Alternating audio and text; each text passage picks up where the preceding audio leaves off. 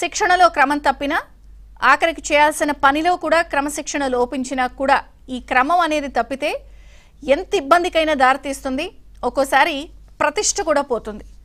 ఇప్పుడు ఆంధ్రప్రదేశ్లో ఏం జరుగుతోందంటే ఒక రకంగా ఈ అంశంపై చాలా సీరియస్ అయ్యారు ఏపీ సీఎం చంద్రబాబు గారు. ఒక రకంగా సీరియస్ అవ్వడమే కాదు, క్లాస్ తీసుకున్నారు, దిశానిర్దేశం చేశారు. వివరాల్లోకి వెళితే నిన్న కేబినెట్ సమావేశం జరిగింది. ఈ కేబినెట్ సమావేశంలో అనేక విషయాల్ని సుదీర్ఘంగా మాట్లాడారు. ప్రధానంగా సూపర్ 6 కి సంబంధించి ఇచ్చిన హామీల అమలుపై చాలా సీరియస్ గా చర్చ జరిగింది.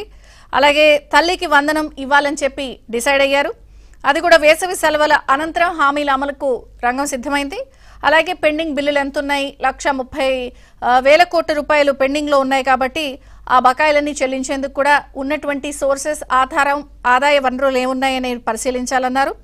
అలాగే అమరావతిలో 2,723 కోట్ల రూపాయలతో పనులు, అలాగే పాత టెండర్లు రద్దు చేసి కొత్త వాటిని పిలిచేందుకు కూడా రంగం సిద్ధమవుతోంది. వీటన్నిటితో పాటు ప్రధానంగా ముఖ్యమంత్రి గారు చాలా చాలా సీరియస్గా తీసుకున్న సీరియస్ అయిన విషయం ఏమిటి అంటే రెవెన్యూ వ్యవహారం. దీనిపై నిజంగా ఏకంగా మంత్రి అనగాని సత్యప్రసాద్ గారి పైన, అలాగే revenue secretary special principal secretary Sisodia గారి పైన కూడా ముఖ్యమంత్రి గారు చాలా చాలా సీరియస్ అయ్యారు. అసలు రెవెన్యూ సదస్సులు చాలా ప్రభుత్వం ప్రతిష్టాత్మకంగా తీసుకుంది. దాదాపుగా 13,000 పైచిలకు రెవెన్యూ ఓన్లీ రెవెన్యూకి సంబంధించిన సమస్యలే వస్తుంటే ఎందుకు పరిష్కారం కావట్లేదు, నాకు ఈ విషయంలో ఫీడ్బ్యాక్ వచ్చింది. మీరు ఓపిక్గా ఉన్నంత మాత్రాన ప్రజలు ఓపిక్గా ఉండాల్సిన అవసరం లేదు. ఎందుకు అసలు రెవెన్యూ సమస్యలు పరిష్కారం కావటం లేదు? ప్రభుత్వం ఈ విషయాన్ని చాలా సీరియస్గా తీసుకుంది. మనం గమనిస్తే గత జగన్ సర్కార్ కేవలం రెవెన్యూ అంశం విషయంలోనే ప్రజల్లో ఒక భయం నెలకొంది. ఎక్కడ మన భూములు లాక్కుంటారు, లేకపోతే వాళ్ళు తీసుకున్నటువంటి అంశాలు కానీ సర్వే రాళ్ల వ్యవహారాల్లో కానీ, లేకపోతే సర్వే చేయించడం డ్రోన్ల ద్వారా ఇటు అటు ఒక రకంగా రెవెన్యూ అంశాన్ని చాలా చాలా క్లిష్టతరం చేసేశారు గత ప్రభుత్వంలో వాళ్ళు. ఇంకా చెప్పాలి అంటే మన మీద కోపం వచ్చినా, లేకపోతే మనకి సంబంధించి మన మీద ఏదన్నా కక్ష తీర్చుకోవాలి అనుకుంటున్నా కూడా మన ఆస్తిని, మన భూమిని, మనకి సంబంధించిన వ్యవహారాలన్నింటినీ కూడా లిటిగేషన్లోకి నెట్టేశారు. లేదా అసైన్డ్ భూముల జాబితాలోనో, అటవీ శాఖ భూముల జాబితాలోనో, చుక్కల భూములను, లేకపోతే ఇష్టం వచ్చినట్టు 22A భూములకి సంబంధించి నిర్ణయాలు తీసుకోవడం. ఒక రకంగా ప్రభుత్వమే చాలా లిటిగెంట్గా మారిపోయి సామాన్య మధ్యతరగతి చిన్న సన్నకారు రైతులందరినీ కూడా ఒక భయం గుప్పట్లోకి నెట్టేసింది గత జగన్ సర్కార్ ప్రభుత్వం.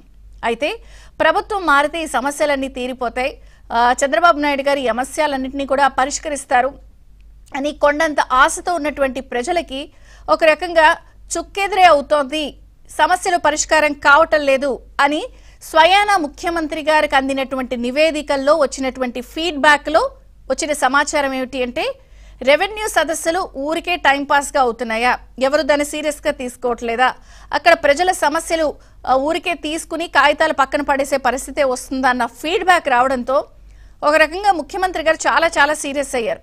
అసలు ఏంటి, ఒక మధ్యతరగతి సామాన్యుడు, చిన్న సన్నకారు రైతు, లేదా 1 సెంట్లో 2 సెంట్లో 3 సెంట్లో వాళ్ళ జీవితాంతం అంతా కష్టపడి పోగేసుకుని కూడబెట్టుకుని దాచుకున్నటువంటి డబ్బుతో కొనుక్కున్నటువంటి భూమి లిటిగేషన్లో పడిపోయింది అంటే దానికన్నా నరకప్రాయం జీవితంలో మరొక అంశం ఉండదు. కాబట్టి ఎందుకు ఇంత అలసత్వంతో ప్రదర్శిస్తున్నారు, అసలు ఎందుకు పరిష్కారం కావటం లేదు?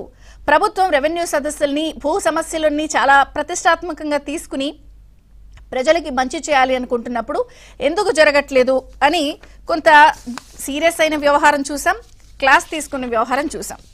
ఇక్కడ ఇవన్నీ చూసిన తర్వాత ఒక అంశం ప్రధానంగా కనిపిస్తోంది. అంటే చంద్రబాబు గారు సీరియస్ అవ్వడం, ఇక్కడ ప్రభుత్వం ఒక లక్ష్యంతో వెళ్తోంది, ఉద్దేశం మంచిదే, ప్రజలకి ఆ ప్రాబ్లం సాల్వ్ చేయాలి అనుకున్న ఆశ ఆశయం ఉన్నతంగా ఉన్నటువంటి వ్యవహారంలో సమస్యలు 6 నెలలైనా కూడా ప్రతిష్టాత్మకంగా తీసుకుని జరగట్లేదు అంటే ముఖ్యమంత్రి గారికి ఉన్నటువంటి ఆలోచన, లేదా ముఖ్యమంత్రి గారు ఈ సమస్యని ఎంత సీరియస్గా తీసుకున్నారు అన్న వ్యవహారం కింద స్థాయిలో అధికారుల్లో కానీ రెవెన్యూ సిబ్బందిలో కానీ వీళ్ళందరికీ కూడా మైండ్లో చొరబడట్లేదా? రెవెన్యూ సిబ్బంది అనగానే మనకు ఆర్ఏ, విఆర్ఓ, లేకపోతే ఆర్డీఓలు, కలెక్టర్లు, సెక్రటరీ, ప్రిన్సిపల్ సెక్రటరీ అంటే ఒక్క ఫైల్, ఒక సమస్య వస్తే ఇన్ని విభాగాలు దాటుకుని అది కొలిక్కి రావాల్సినటువంటి ఒక వ్యవస్థలో అది కొట్టుమిట్టాడుతోందా? ఒక రకంగా చెప్పాలి అంటే రెవెన్యూ విభాగం కానీ రెవెన్యూ అధికారులు కానీ ఈ సమస్యలను చాలా లైట్ తీసుకుంటున్నారా? ఒక రకంగా తీవ్ర అలసత్వం ప్రదర్శిస్తున్నారా? ఎందుకు దీన్ని ప్రెస్టేజ్గా తీసుకోవట్లేదు? గత ప్రభుత్వంలో చూసినటువంటి అంశాలని లేదా జరిగినటువంటి వ్యవహారాలని వాళ్ళకు పట్టట్లేదా? ఎందుకు కాగితాలు పక్కన పడేసే పరిస్థితి వస్తోంది? అసలు సామాన్యంగా ప్రభుత్వం తలుచుకుంటే ఇది పెద్ద సమస్య కాదు, లేదా వాళ్ళకి సమస్యను పరిష్కరించాల్సిన వ్యవహారం అంత కష్టతరమైన క్లిష్టతరమైన అంశం కాదు.